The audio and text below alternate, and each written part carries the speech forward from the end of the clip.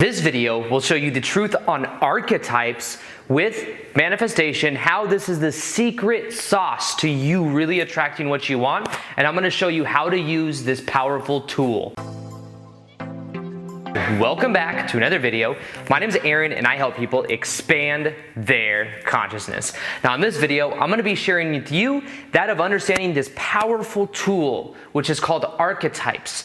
This is something that I have been toying around with over the last about 5 or 6 months, and the power of it has been incredible. It's beyond anything I could have imagined as far as understanding how reality works in a more powerful way, and also understanding these collective energies that are all around us, that any of us can connect to at any moment.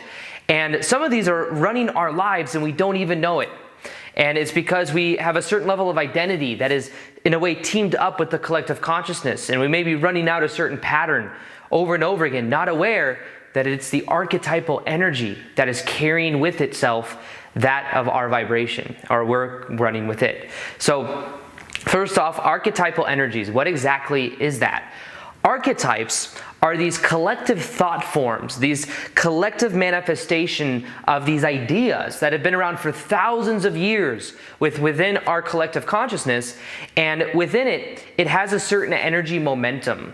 Now, the way I want to explain this has to do with kind of understanding the energetic form that goes around our body.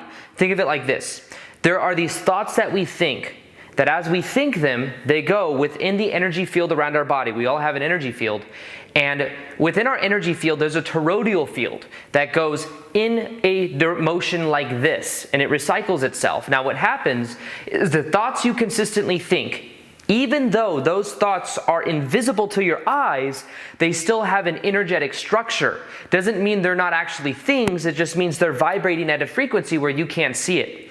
So what happens is these thoughts you have go out, they go through your energetic field, and as you think certain thoughts, you develop certain momentums. Then what happens is as you go out into the world, you get a reflection in life of things that energetically match that momentum that you have going. So for example, if you get very mad when people say your name a certain way, every time someone says your name a certain way, you think about how mad that makes you feel this energetic jolt within your energy field, and that exists within your energy field. Then what happens is as you go out into the world, it links up with other people, other situations where people may say your name that wrong way.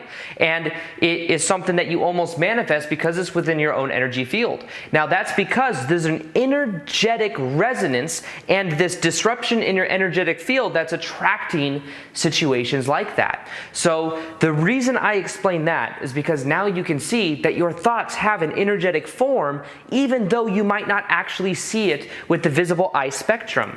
Now, here is the thing. Just like we have thoughts that go around our energetic field, there's an energetic field around planet Earth herself, and this energetic field has within it the collective thoughts of billions of people on the planet. So billions of people on the planet that are thinking certain thoughts, these thoughts go and emanate out, not only within their own energetic field, but out as well, and that links up with other similar thoughts that creates these thought structures. And we could say that part of the collective consciousness has within it these collective thought forms that have within it these archetypes. So when we talk about this, the other analogy I like to give is something that comes from a book called Reality Transurfing. Now, Reality Transurfing is a book by a quantum physicist named Vadim Zeland, and it has to do with understanding that our thoughts are things and that there are these things called pendulums. Pendulums are these energetic thought structures that exist within our collective consciousness, and anytime we are thinking certain thoughts that link up with other people also thinking certain thoughts, it creates this energetic structure that then wants to be fed, and it gets fed with attention. So it's a metaphor, but it's actually also a very literal thing. When you think of it like this: whether you're Republican or Democrat, if you're of either side, you're a part of the pendulum of Republican and Democrat. Now, whether you love Republicans or hate Republicans, if you have any emotional tie one way or the other, it feeds the pendulum. Now, this is why sometimes we may go out into the world, we may think we're only thinking our own thoughts, but we may actually be feeling the momentum of a pendulum. So, for example, think of any thoughts people have that may be similar to your own.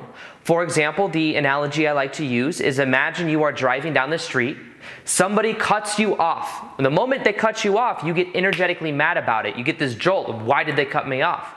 And the moment you do that, you may feel an increased energy of anger, and it could be because there's also many other people on that same street that have been cut off before, and you are in a way energetically linking up to that thought structure and then feeling an increased emotion because of it. Now, this is why when sometimes the president may say something bad or whatever it is, what happens in politics, when people see it, they may not really care, but if they focus on it enough, they start to care more. They start to get pulled in from the energetic structure. Now, the key to what I'm sharing with you is simply awareness.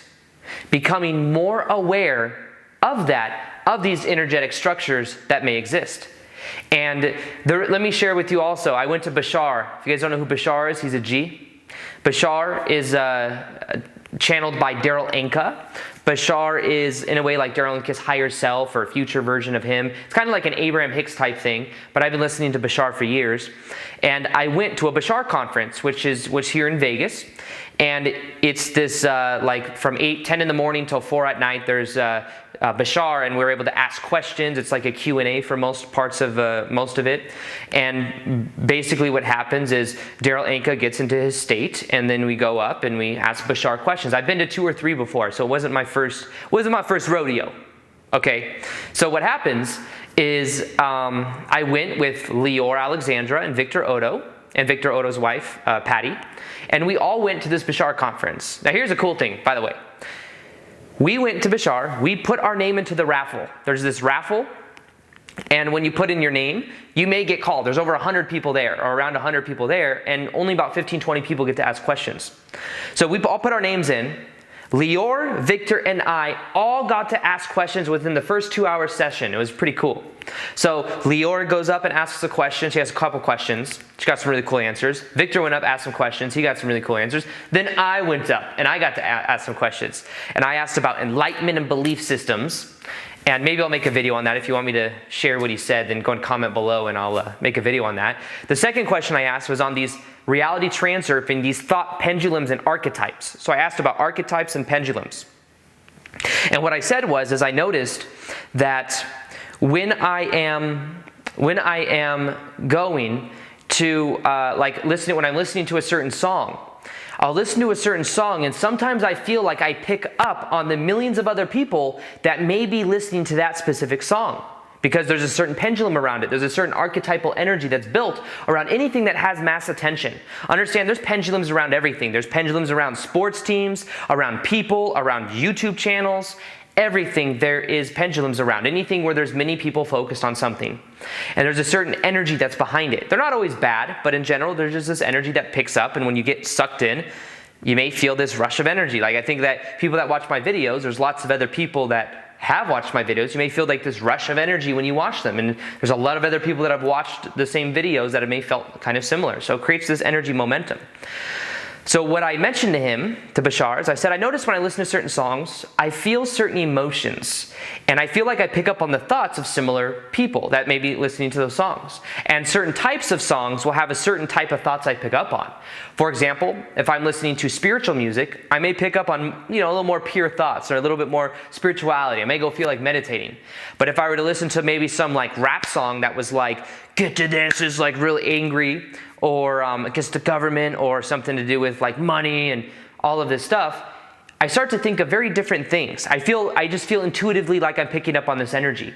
So I asked him about that. And he said that, his answer was that it's all frequency. And that when we're listening to a certain frequency, which is a song, it taps us into a frequency, and that frequency will pull from it other people that have also been in that frequency, because energy, even though it's invisible, is actually a real structure. It's actually a real thing. So he said with archetypes, because then I asked about archetypes, he said that they're all different frequencies that we can use as tools or just become aware of them. These archetypes are that of frequencies that we can always pick up on. So I think that this video could be very powerful for you to understand the power of archetypes. Now, let me give you some analogies of archetypes. you can see that some in your life, you may have had certain archetypes and then let them go and then moved on to other ones. So for me, I felt like for a good part of my life, I was a victim. I had this archetypal energy of being a victim. Things were happening to me. And people were treating me a certain way. I didn't feel worthy. I felt like the abused kid because I went through that experience growing up. So I had that archetypal energy of being a victim, of being, so people had power over me. And there are archetypal energies of being the joker, being the hero, being the boss, being the teacher, being the student, being the mother, being the, there's many different archetypes. You can look them up online to see all of them, but there's so many of them. And within those archetypes are certain personality structures. And remember, these are all frequencies. So when you start to identify with certain archetypes, either consciously or unconsciously, they start to pick up their own momentum within you. And it's very interesting to see how that impacts, because I look at even my own success on YouTube, and when I started seeing myself as somebody that just makes daily videos, I remember I was listening to a guy named Gary Vaynerchuk, and he talks about working hard. He talks about, just keep patience, work hard, blah, blah, blah. And that's kind of what I did for like 2 years. I just worked really hard, made a video every single day. I still work hard, but it's a different type of hard. I enjoy it, and it's I do kind of what I want now. It's a different energy. But for a while, that served me. It was this archetype of working hard, of getting things done, this willpower, boss mentality. I'm an entrepreneur. And that archetype switched my identity. That archetype switched my life in a powerful way. Now there's other archetypes. Could be the archetype of the healer, carrying a healing energy.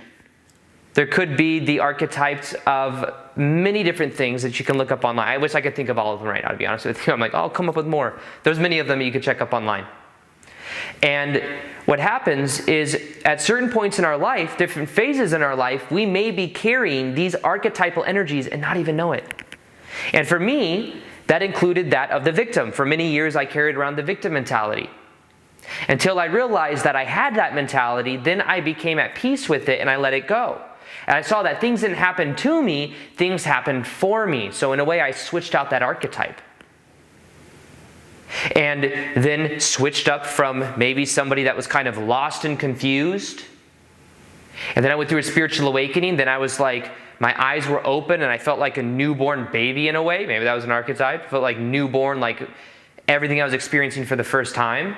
I felt like an outcast. That was an archetype that I felt like for a while when I went through my spiritual awakening. I felt like people didn't understand me. People didn't get me. I felt very alone. You see, these archetypes all have an energetic structure. And based on our level of identity, we are resonating with the frequency of these archetypes. So here's the thing. It's not just these ancient archetypes that have been within the collective consciousness for thousands of years, like the joker and the boss and the hero and all of these things. There is also people in our life that we want to be like.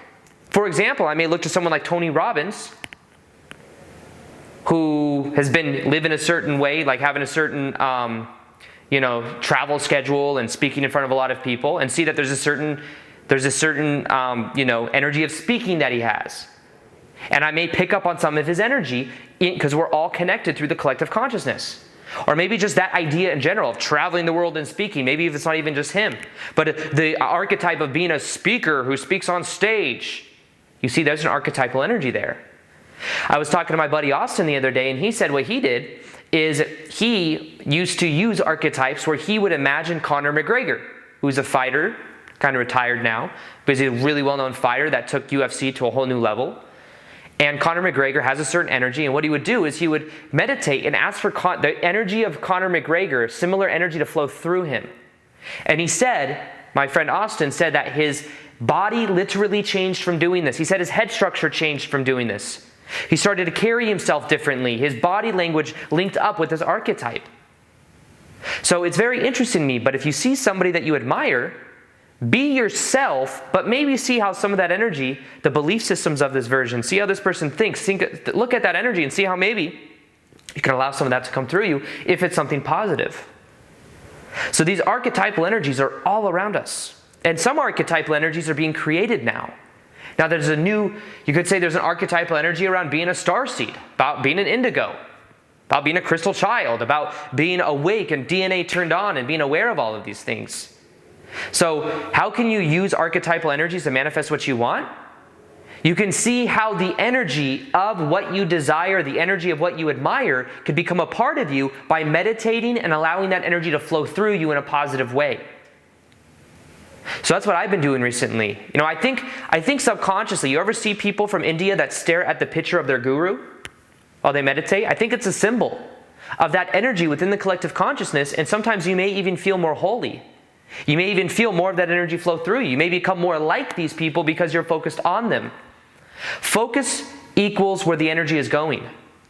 And if you start to focus on certain archetypes that serve you, you may find that that starts to impact you in a very powerful way. So understand that this archetypal energy is all around us. It's all different frequencies. But how are you identifying yourself? Be aware of what archetypes might be running in your life. Be aware of what frequency of what you want to experience in your life, and start to see what attributes you may want. And then maybe think of archetypes that could bring through those energies. It doesn't even have to be a person.